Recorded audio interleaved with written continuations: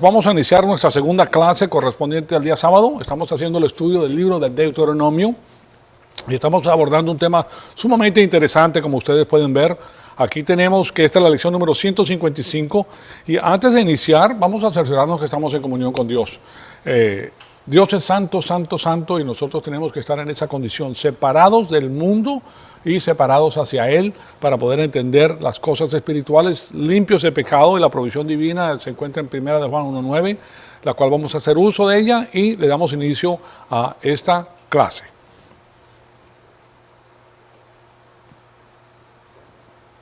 Amado Padre, en conjunto te damos las gracias de nuevo por el privilegio extraordinario que nos das de permitirnos atesorar tu poderosa palabra en nuestros corazones. Te pedimos que el Espíritu Santo nos siga retando, Señor amado, para seguir creciendo y para conocer todos los conceptos que has preparado para nosotros desde la eternidad pasada. Te pedimos que todo nosotros sea para la gloria y la honra de tu Hijo amado, nuestro Señor Jesucristo. En su nombre te lo pedimos. Amén.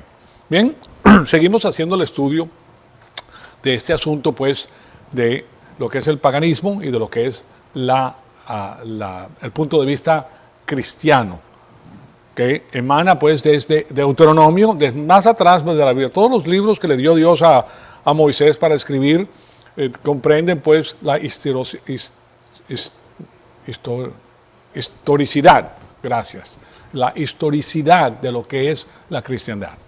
Okay. Y para nosotros es sumamente importante. Ahora vamos a regresar a la estructura del quiasmo de los 10 mandamientos, que es tan interesante. Y el motivo por el cual lo voy a hacer es porque ahí se encuentra este asunto de la línea que tiene Dios para que se cumplan las cosas de la manera que Él quiere. Se encuentran en los 10 mandamientos. Eso es lo que Él utiliza para gobernar, es lo que Él utiliza para que exista estabilidad en la faz de la tierra. Y este estudio lo comenzamos a ver en el estudio de Deuteronomio en noviembre de 2018 y también lo vimos en nuestro estudio del gobierno milenario, y en esa ocasión fue en abril del año 2016, o sea que mucho tiempo atrás, y desde noviembre tenemos como unos 6 meses que habíamos visto este asunto, pero es sumamente interesante verlo porque aquí vamos a sacar otros conceptos adicionales que quiero que ustedes tengan. Hemos visto que este es un quiasmo, y en el quiasmo sabemos que viene de la palabra ki en el griego, que se deletrea C-H-I, y básicamente en el griego se escribe como una X, es como una X. Entonces esta X produce lo que nosotros vemos el quiasmo, y aquí tienen la mitad de la X en la diapositiva. En la mano izquierda ustedes pueden ver que se dirige al medio. Se dirige al medio, al versículo 5:17, capítulo 5, versículo 17, que es lo que está apoyando todo esto. ¿Por qué es que se dirige a la vida humana, a la preservación de la vida? Porque en la vida humana es donde se encuentra el libre albedrío que define el conflicto angélico. ¿Okay? El hombre ha sido creado para la resolución del conflicto angélico. Un ser inferior a los ángeles ha sido creado para que esta persona pueda tomar su decisión acerca de qué y quién es Dios. Y eso es lo que tenemos, y hemos visto que la batalla estratégica la logra nuestro Señor Jesucristo en la cruz. Él, manteniendo la mente de su Padre en su mente, Él vino a hacer a la voluntad de su Padre, y en virtud de su nacimiento virginal, que hemos visto que viene de la Virgen María, que es su madre, ¿verdad?, que es escogida por Dios para que sea la portadora de la vida humana del Señor Jesucristo, cosa que ella hace, una mujer piadosa, una mujer hermosísima, y no solamente hermosa externamente, sino internamente por su piedad. O sea que una persona escogida por Dios para ser la portadora del Hijo de Dios. Si ustedes piensan en eso, es algo que es extraordinario. ¿Okay? Entonces, es de ahí que viene nuestro Señor Jesucristo sin la naturaleza pecaminosa humana, y por eso Él puede ir a la cruz y lograr la victoria estratégica. Y a nosotros posteriormente se nos da la victoria táctica, que se lleva a cabo después de llegar a ser creyentes, llegando a la madurez espiritual y entendiendo todos los conceptos divinos, porque nosotros entendemos todo esto, sabemos exactamente, desenmascaramos al sistema cósmico desde que inicia hasta que termina, sabemos de qué se trata, sabemos que no estamos en una religión humana, sino que estamos siguiendo a nuestro creador, al creador del universo. Entonces, para nosotros es algo maravilloso tener esta información y sabemos que históricamente tenemos un lugar hacia donde nos dirigimos, o sea que tenemos un sentido personal del destino que antes no conocíamos, porque todos nosotros salimos del sistema mundial, del sistema cósmico, del sistema pagano, aunque tengamos padres que hayan sido religiosos, pues muchas de las cosas que aprendimos las aprendimos del sistema pagano, que se infiltran, pues, y si no tienes un conocimiento profundo y diario de la palabra de Dios, entonces vas a tener esa cantidad de bagazo dentro de tu propio corazón. Pero a medida que nosotros vamos conociendo la palabra de Dios, eso se va limpiando y comenzamos a ver las cosas aún más nítidamente y eso produce una felicidad extraordinaria en nuestros corazones. Entonces, este es el quiasmo que tienen en la pantalla. Aquí lo tienen ustedes, se los pongo para que las personas que estén en el internet lo puedan ver. Y aquí vemos que de todas maneras el asunto es que comenzamos con los primeros 2 mandamientos. Solamente Dios es digno de alabanza y servicio. Y el último y 10º es que el sí mismo, el yo, no es digno de adoración. Y ahí vemos en el último, en el 5:21, nosotros podemos ver que dice que el yo no es digno de adoración y servicio, y Deuteronomio 5:21, que se los va a poner aquí. Los primeros 2 es que solo Dios es digno de adoración y servicio.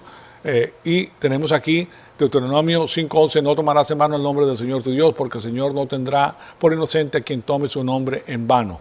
Y claro está que eso es seguido posteriormente a la mano izquierda, o en la parte de abajo, por el Deuteronomio 5:20, no darás falso testimonio contra tu prójimo, ¿verdad? Pero el versículo 21, aparentemente no lo puse aquí, por eso no lo puedo encontrar. El versículo 21 tiene que ver con el hecho de que la persona no debe codiciar, no codiciarás. Ese es el 10º mandamiento. Y yo codicio algo, por ejemplo, porque no estoy satisfecho con lo que Dios me ha dado en estos momentos. Pero recuerden una cosa que es sumamente interesante e importante. Si Dios no te ha dado algo, es porque tú no tienes la capacidad para manejarlo. Él está esperando que tú adquieras la capacidad para dártelo. El deseo de Dios para ti es bendecirte en todo. Pero Él no bendice sin la capacidad. Lo que hacemos nosotros cuando venimos a la iglesia es recibir capacidad. Lo mismo que hacía David. Cuando él dice mi corazón se rebosa, mi copa se rebosa, es porque él tenía la capacidad para recibir todas esas bendiciones. Nosotros vamos adquiriendo esa capacidad a medida que vamos conociendo al Señor. Entonces, yo codicio algo porque no estoy satisfecho con lo que Dios me suple. Entonces tenemos esos 2 asuntos relacionados con lo que pasa al final, pues, en mi corazón. Entonces, después de eso, tenemos a Deuteronomio 11, no tomarás en vano el nombre del Señor tu Dios. ¿Por qué? Porque el Señor tu Dios no tendrá por inocente a quien tome su nombre en vano. Entonces, aquí tenemos que el versículo 5:11, capítulo 5:11, habla de la exactitud del lenguaje acerca de Dios. Eso significa que eso que le acabo de leer del versículo 11, Él está exigiendo algo aquí. Dios está exigiendo algo. Aquí hay una maldición asociada con lo que Él exige. Eso es lo que ocurre cuando nosotros decimos que algo es de Dios. ¿Se dan cuenta? Estás utilizando el nombre de Dios en vano. Si lo haces, es importante que sea de Dios lo que tú estás diciendo. O sea, no puedes utilizar el nombre de Dios en vano diciendo que Él lo dijo. Eso es lo que pasaba con los profetas del Antiguo Testamento que no eran profetas. El Señor me dijo. Hoy en día nosotros hemos escuchado a ciertos pastores que dicen que el Señor me habló anoche y me dijo que aquí en la presencia de este auditorio había una persona con tal y tal problema. Es una blasfemia. El Señor no le ha dicho esas cosas porque el Señor no habla de esa manera el día de hoy. Él lo hace todo por escrito. Ya está escrito, no le puedes agregar. Eso es abrir la Biblia para permitir que tú puedas interpretar la Biblia a tu manera. Y eso no lo hace Dios, ¿se dan cuenta? Entonces, si lo haces, es importante que sea de Dios, no un asunto religioso espurio o falso.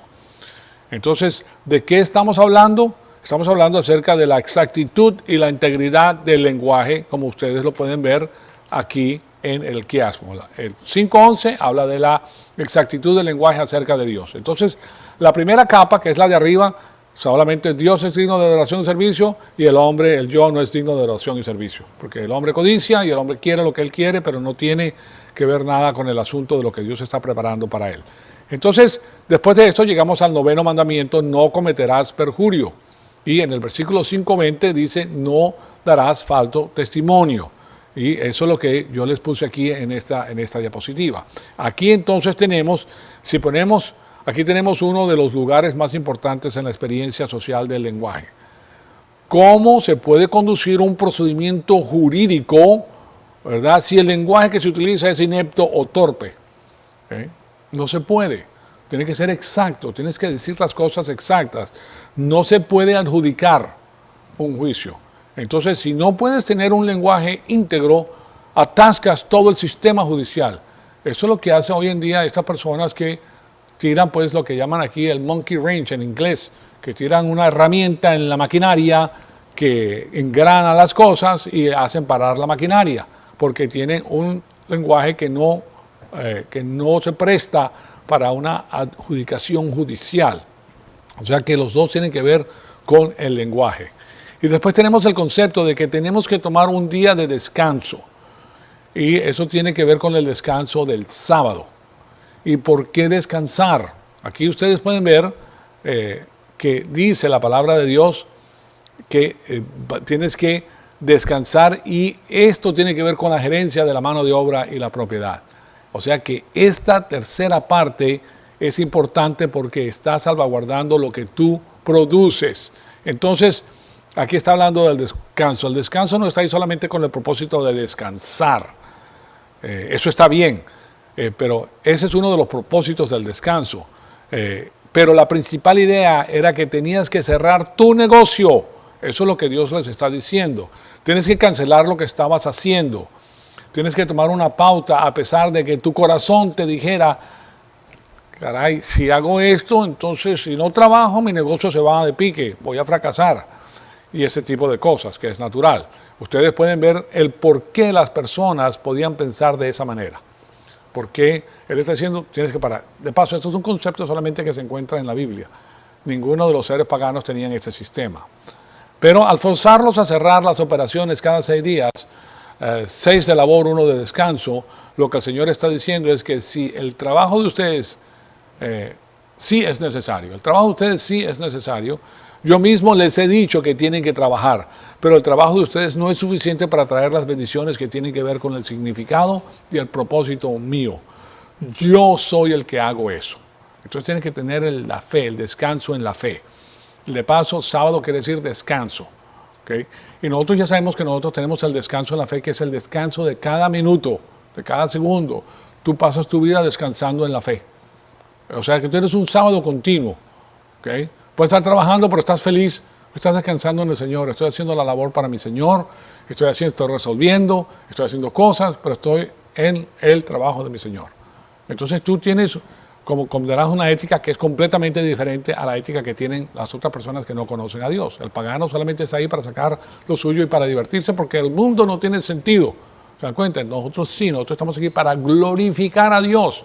Y entonces nosotros hacemos el trabajo con ese amor, con ese deseo de hacer las cosas excelentes, porque lo estamos haciendo para el Señor.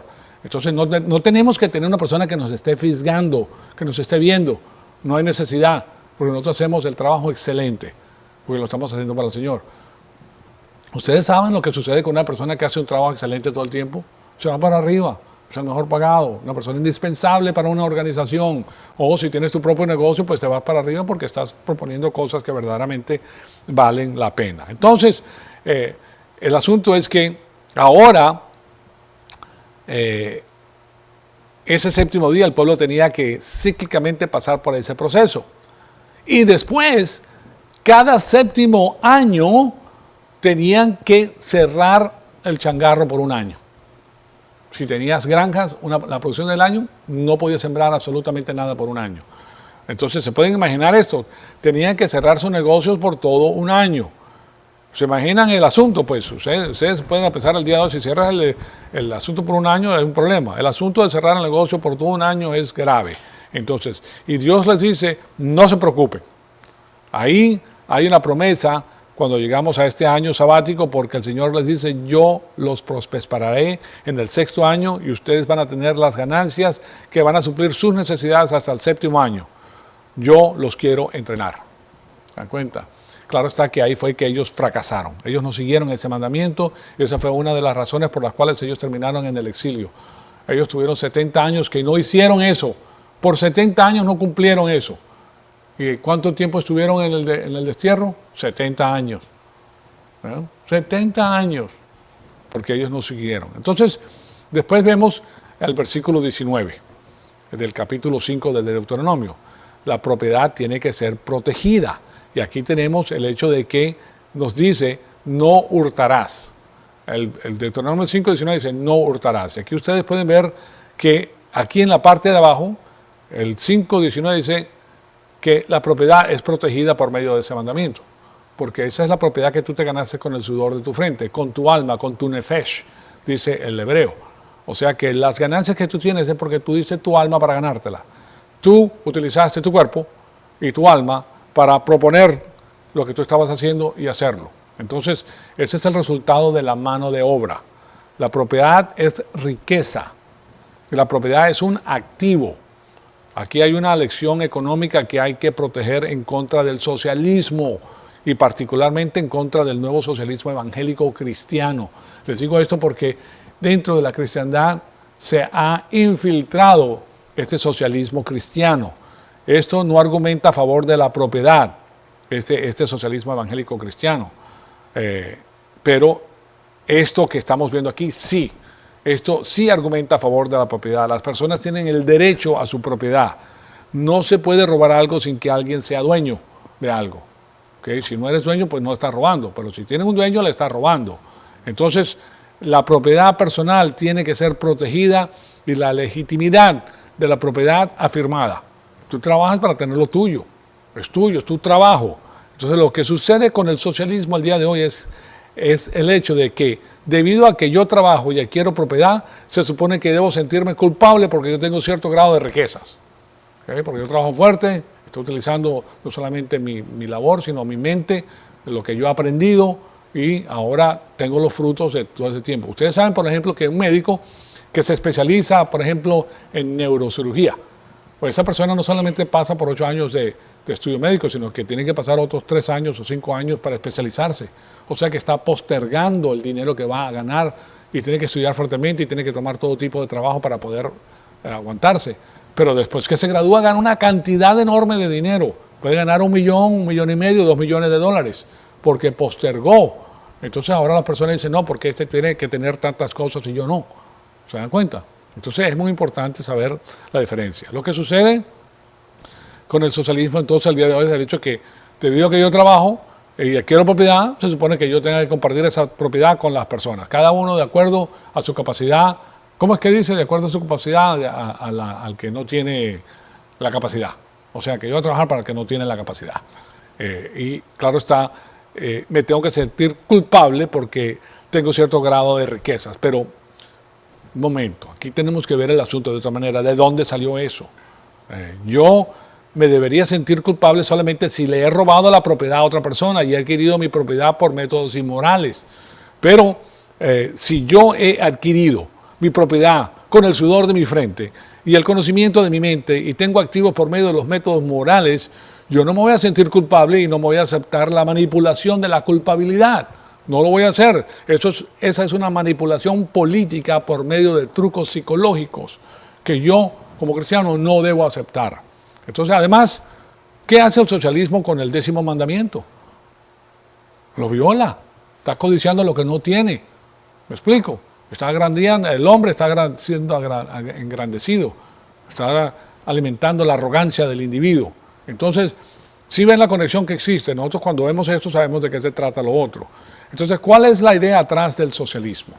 La idea atrás del socialismo, las palabras claves que ellos utilizan son la justicia social, entre comillas. Tenemos que tener justicia social. Suena muy lindo la justicia social, todo el mundo quiere la justicia social. Ahora, lo que ellos quieren decir con esto en las universidades tiene que ver con las desigualdades económicas que tienen que ser corregidas. ¿Se dan cuenta de la diferencia? Entonces, claro está, el término justicia social, como es utilizado el día de hoy, se refiere a las desigualdades económicas. Y estas, ellos dicen que son malvadas. Entonces, pero yo reto a cualquier persona a encontrar eso en la Escritura, porque eso no está ahí en la Escritura. La justicia social en el libro de Deuteronomio, como vamos a ver, significa la imparcialidad en la aplicación de los principios de Dios en la corte. O sea que todos son parejos ante la ley. Entonces, eso es justicia social. De hecho, yo les puedo enseñar textos bíblicos que dicen, no favorezcan a los pobres y no favorezcan a los ricos. La justicia es igual para todos. ¿Acaso el socialismo dice eso? No. Eso está aseverando que existen desigualdades económicas. ¿Se dan cuenta? Lo que pasa es que el socialismo utiliza eso para ganar poder, porque resulta que hay más pobres que ricos. Entonces, si tú pones a los pobres en contra de los ricos y utilizas un sistema de votación, entonces tú terminas ganando el lugar preferencial y vas a exponer entonces tu agenda y vas a comenzar a socavar el brazo productivo de una nación hasta que lo destruyas. Y el pueblo está contigo en el inicio hasta que se da cuenta de que qué error ha cometido. Ahora no hay nada para nadie. ¿Se dan cuenta? O sea que es algo muy difícil, pues. Y eso, claro, no nos debe sorprender a nosotros esto que les estoy diciendo. Piensen en los dones que Dios le da al cuerpo de la iglesia. ¿Okay? Porque todos nosotros recibimos un don espiritual. ¿Acaso todos reciben el mismo don? No todos reciben el mismo don. Los dones no son necesariamente iguales. Y después de que una persona pase por el tribunal de Cristo, ¿va a recibir el mismo estado de las demás personas? No. Tú comprenderás que una persona que ha creído en el Señor Jesucristo y después se fue al mundo, no tiene ningún tipo de producción, todas las obras que ha hecho son obras de bien humano, todas se van a quemar, va a haber una desigualdad tremenda en el tribunal de Cristo. Hay personas que se dedicaron, que son piadosas. Piadosa no significa golpe de pecho y que miro para abajo, no, sino que siguen la palabra de Dios para sus vidas. A lo contrario, no tiene que ver con eso, sino tiene que ver con el hecho de que tú ves a tu Señor y tú lo quieres glorificar a Él porque sabes que Él es la verdad. Entonces va a haber, claro está, no van a recibir las mismas recompensas que las demás personas. Entonces, ¿cómo es que nosotros llegamos a tener esa idea de que las diferencias económicas son injustas de una u otra manera? Bueno, la idea no sale de la Escritura, la idea sale de Marx. Karl Marx, ¿okay? De ahí sale. ¿De dónde la presta? Bueno, la presta de las mismas Escrituras, pero la tergiversa, la pone a su manera. ¿Me explico? Recuérdense que Karl Marx era judío y él conocía Escrituras. Entonces, claro está, pero tergiversan el asunto sin el espíritu. Entonces, ahí lo tienen. Después tenemos algo que es muy interesante. La sociedad depende del matrimonio y de la familia. Honra a tu padre y a tu madre. El mandamiento tiene que ser, entonces, el matrimonio tiene que ser protegido. El matrimonio es sumamente importante y por eso es que tienen ustedes aquí el versículo 5:18. El matrimonio es protegido y aquí en el versículo de arriba, que es el que protege a la vida cristiana, a la vida del individuo, es que la sociedad depende del matrimonio y de las familias funcionales. Cuando no hay familias funcionales, ustedes se dan cuenta que hay más crimen. Por ejemplo, las familias que no tienen padre y madre, estos hijos, si no hay padre y madre, solamente la madre es la que los atiende, pues la madre tiene que trabajar. Los niños cuando regresan están solos porque la madre está trabajando. Llega cansada, no tiene suficiente tiempo para entrenar a sus hijos de la manera correcta. ¿Me explico? O sea que estos jóvenes están siendo inculcados con la televisión, con los amigos, con la maldad. Le dan rienda suelta a la naturaleza pecaminosa porque no tienen frenos, no conocen la palabra de Dios. Entonces son fácilmente manipulados por el sistema. Y esta gente termina haciendo desastres finalmente. Claro está que eso es algo que nosotros tenemos que entender. Vemos pues que ahí dice en el versículo 18, no cometerás adulterio. Fíjense en esto porque es muy importante. No cometerás tanto el hombre como la mujer. Te casas, esa es tu mujer, ese es tu marido, no necesitas tener más. Ya Dios te dio lo que tú necesitabas. ¿Okay? No tienes que estar buscando por otro lado porque no es necesario. Ahora ahí tenemos la unidad social fundamental entonces. Es la unidad social fundamental. Y finalmente la vida tiene que ser protegida y respetada debido a que es el producto de la familia. O sea, en ningún lugar de estos 10 mandamientos ven el estado civil. ¿Okay? No se ve el estado civil. en los mandamientos. Habla de la familia. La familia es la que se encarga de que las cosas operen bien y que los niños sean entrenados. No el Estado civil, no el gobierno, no en los colegios. Los colegios no tienen por qué estar entrenando a tus hijos. Acabo de leer un documento en el que en Suiza le dieron a un judío una multa de $100,000, equivalente a $100,000, porque está enseñando a su hijo en su casa y no lo está mandando al sistema escolar. Eso es lo que pasa con este asunto, que ellos siguen poniendo las cosas de una manera que no corresponde. Entonces, por eso les debo saber eso, porque es muy importante. Finalmente, la vida tiene que ser protegida, entonces, y respetada debido a que es el producto de la familia. En ningún lugar, entonces, de esos 10 mandamientos se ve el Estado civil. El Estado civil no existe en estas cosas. Yo no sé si les parece o no les parece fascinante, pero hoy en día aquí todo tiene que ser el gobierno. El gobierno es el que te enseña a los hijos, el gobierno es el que te los programa. Entonces, ¿y con qué te lo vas a programar? Con el sistema cósmico mundial. Te vas a sentar con el sistema propuesto por las Naciones Unidas, que es la que ha implementado el sistema educativo en los Estados Unidos, a la querencia de los presidentes que estaban en esto. Todos estos presidentes que han salido de Harvard, de Yale, de todas las universidades, pertenecen al sistema mundial. Y ellos le dan el visto bueno, porque eso es lo que quieren, traer un gobierno mundial. Entonces, vemos que Dios, con 10 frases, da toda la estructura social del hombre. Toda la estructura. No se trata de un documento de 1.500 páginas, como hizo Nancy Pelosi, que primero tienen que firmarla para saber lo que está escrito en ella. No, son 10 y todo el pueblo la sabía, todo el pueblo tenía que conocerla. Entonces, ese es el decálogo en el cual Dios resume todo el diseño de la raza humana. Todo el diseño de la raza humana con 10 mandamientos. Y ahora quiero ir, claro está, más adelante debido a que Deuteronomio entraña estas ideas que son tan importantes.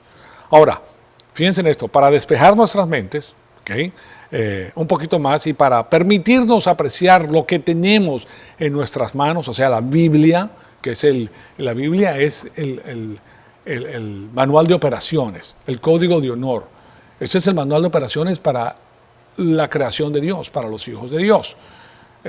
Estas son tan grandes ideas y tan fundamentales que ayudaron a subir al oeste fuera de la pobreza. Nosotros somos parte del oeste y del otro lado está el este.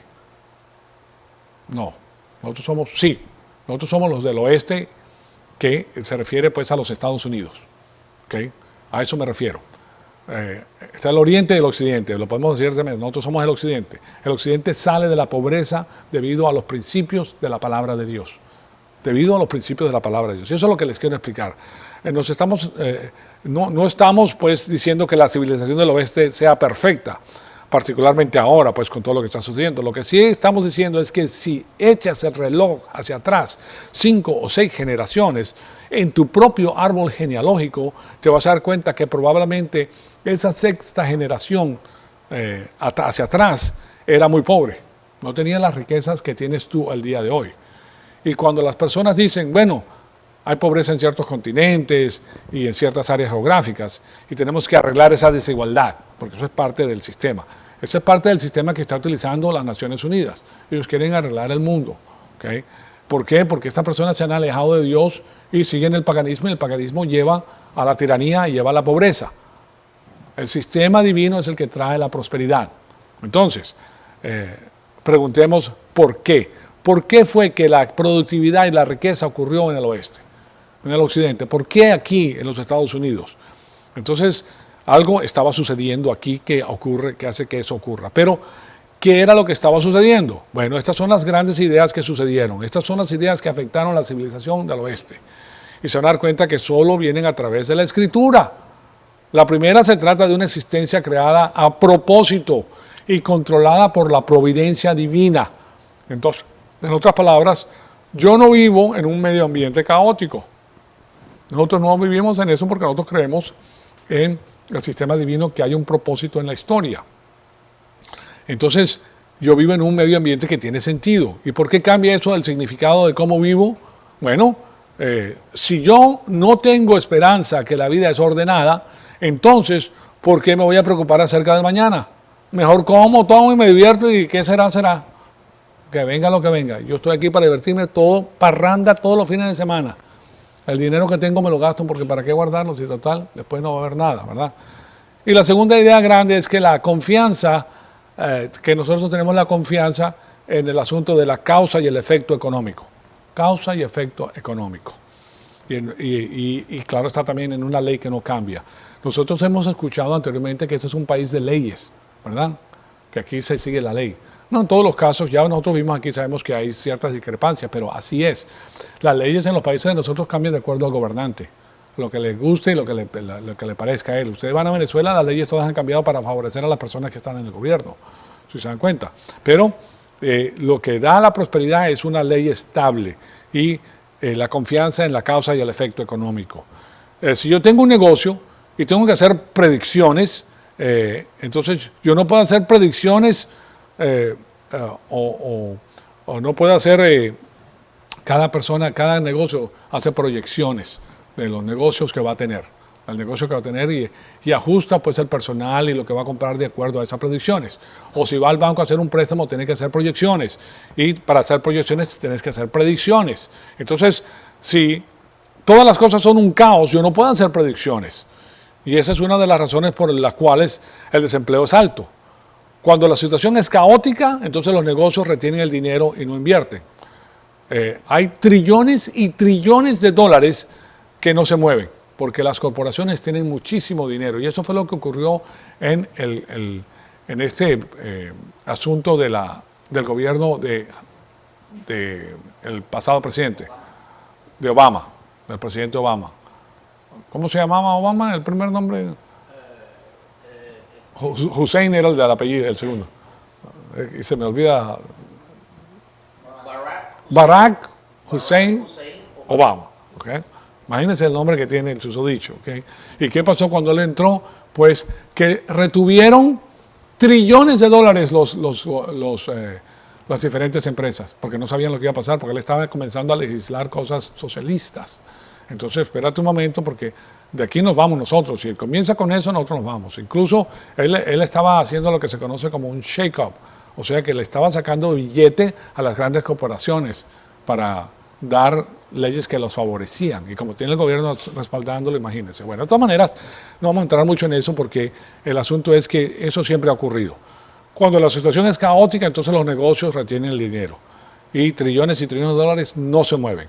Y por la incertidumbre, las corporaciones entonces retienen todo ese dinero y no lo utilizan para otra cosa, sino para comprar sus propias acciones, para favorecerse a sí mismos. ¿Y por qué están reteniendo todo ese dinero? Por la incertidumbre que no les permite invertirlo. ¿Y qué ocurre cuando eso pasa? Bueno, porque ellos saben lo que va a suceder, no saben lo que va a suceder de mañana, no saben cuáles van a ser las regulaciones financieras, y cuando los gobiernos socialistas entran al poder, comienzan a legislar en contra del brazo productivo de la nación. Y eso trae el caos, eso hace que la producción disminuya y el desempleo incremente, y eso se debe a que el medio ambiente es demasiado caótico. ¿Qué es lo que ocurre de la otra manera cuando entra la libertad? Comienzan a invertir, comienzan a hacer empleos, sube el salario, suben las cosas, las personas viven mejor, tienen más posibilidades, etc. Todo esto es para decirles que en el oeste había una confianza en la causa y el efecto económico. Por eso este país surge. Por eso los países de otros países invierten en los Estados Unidos, por la estabilidad económica que existe y por las leyes que existen que son estables. Entonces, eso sale de las Escrituras.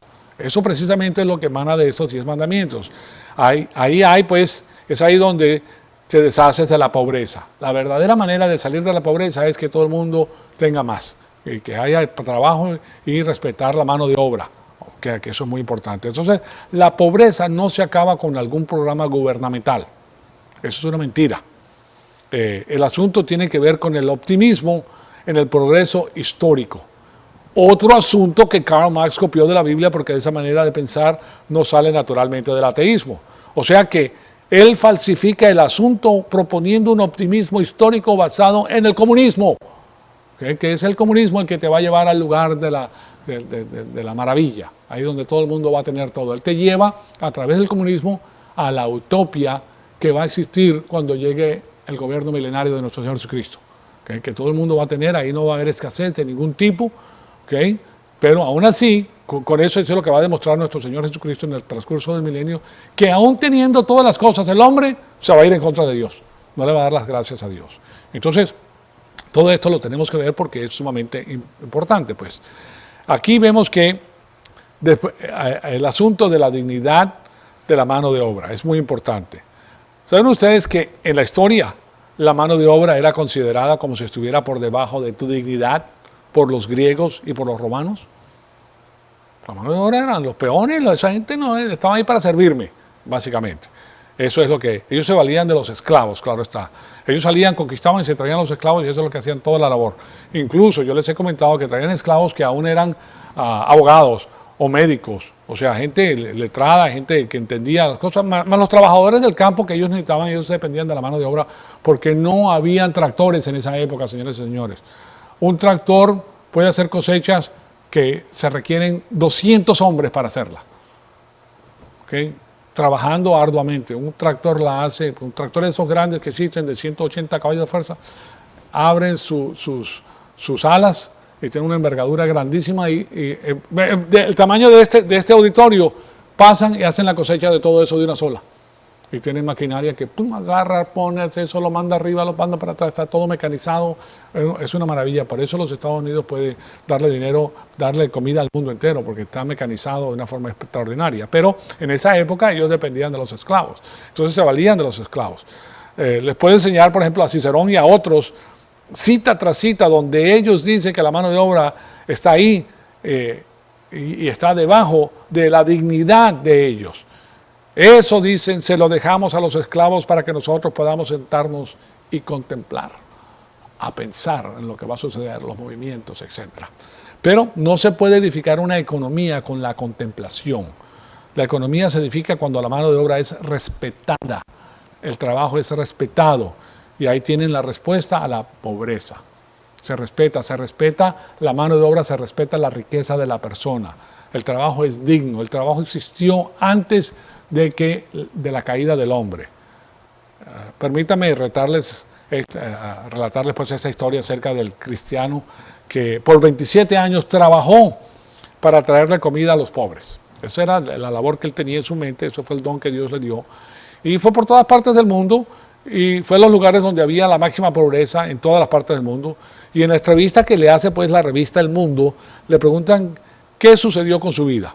Entonces, él les dice, bueno, yo he ido a las áreas más pobres del mundo, a la India, he ido a todos los lugares, pero específicamente habla de la Ciudad de México. Él fue a la Ciudad de México y, claro está, él dice que pasamos por los barrios más bajos y ahí vio a niños que vivían sobre la basura y a personas viviendo en casas hechas con cajas de cartón. O sea, la pobreza máxima como existen en todos nuestros países.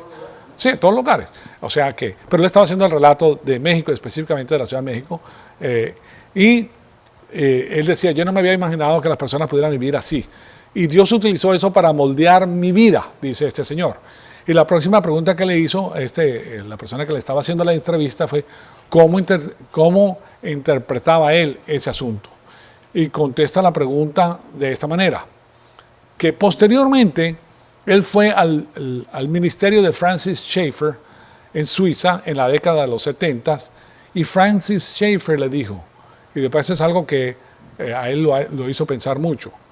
Si quieres entender el por qué Sudamérica es relativamente pobre, mientras que Norteamérica es relativamente rica, mira a las ideas que salieron del sur de Europa y del norte de Europa. Fíjense qué interesante, porque eso fue la conquista. Una parte fue del sur de Europa y la otra fue del norte de Europa. Recuérdense que los hugonotes se separaron del sistema que existía en la parte sur, donde impera posteriormente el catolicismo, ¿okay? Con la idea religiosa, y en el norte estaban los protestantes que se pegaban en lo que era la Biblia. Entonces eso es lo que él está diciendo. Eso fue todo lo que le dijo, pues. Y eso, dice, lo mantuve en mi mente, y las ideas del norte de Europa estaban basadas en el punto de vista mundial bíblico, que el trabajo es parte de nuestra dignidad. ¿Se dan cuenta? Mientras que el trabajo es parte de lo que Dios nos ha encomendado antes de la caída. ¿Oyeron eso? Antes de la caída. Porque resulta que nosotros tenemos el concepto de que el trabajo es parte del castigo. O sea, que en los años, es algo muy interesante porque yo llevo ya 50 años en la cristiandad.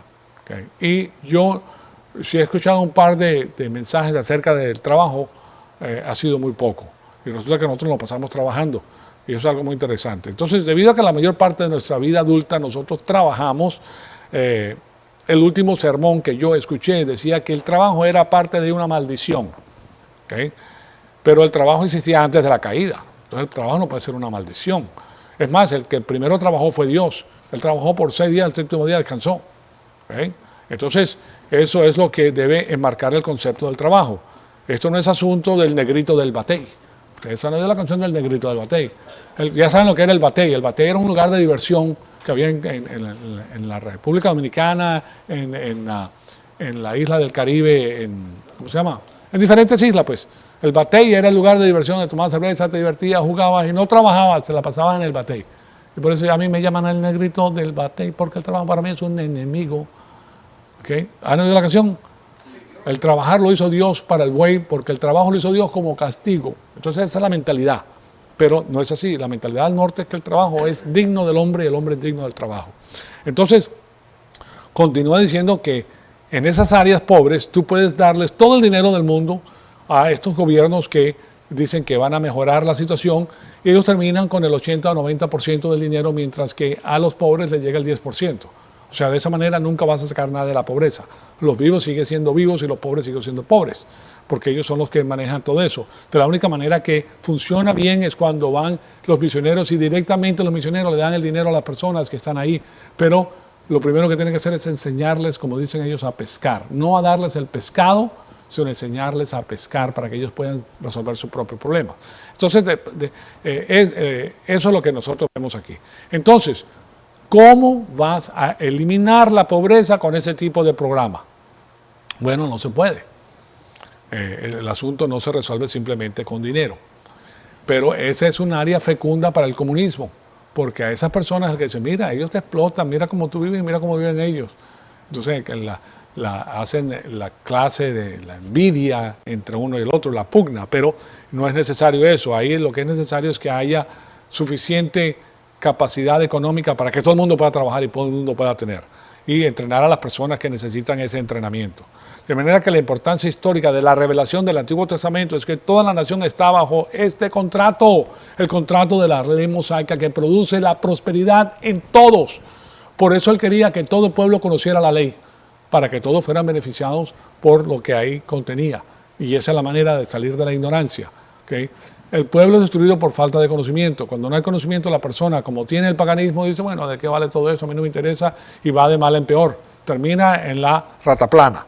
Entonces, ese asunto es lo que tenemos que ver, que es tan importante. Ese es el grupo de cosas económicas con las cuales nos involucramos. La Biblia habla acerca de todo eso en Deuteronomio.